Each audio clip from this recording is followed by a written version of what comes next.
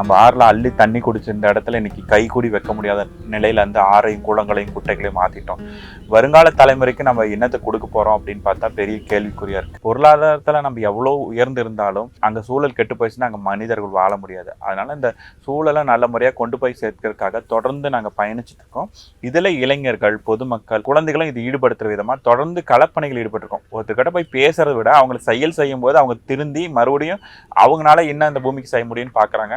இதை பள்ளி கல்லூரி கிட்ட பேசுறோம். அது மட்டும் இல்லாமல் பேசுறதும் இல்லாமல் செயல் மூலியமா தான் நாங்கள் இதை மீட்டெடுக்கிறோம். தொடர்ந்து 280 வாரங்கள் ஞாயிற்றுக்கிழமை காலையில் 7 மணிக்கு தொடங்கி 9 மணி வரை களப்பணினா 1 மணி வரையும் எங்க கூட வேலை செய்யறாங்க. எங்களோட நோக்கம் என்னன்னா, ஒரு உயிர்ப்புள்ள நொய்யல் நதியும் பசுமை போர்த்திய கோவை மாநகரம் தான் எங்களுடைய நோக்கம். இதற்காக நாங்கள் தொடர்ந்து பயணிச்சுட்டு இருக்கோம். இதயத்தின் ஈரம் கொண்டு புவியும் ஈரம் காப்போம் அப்படிங்கிற ஒரு தாரக மந்திரத்தோட பயணிச்சிருக்கோம். இந்த பயணத்துல நீங்க எல்லாரும் இணையணும் அப்படிங்கறதுல எங்களோட வேண்டுகோளும் கோரிக்கையா இருக்கு.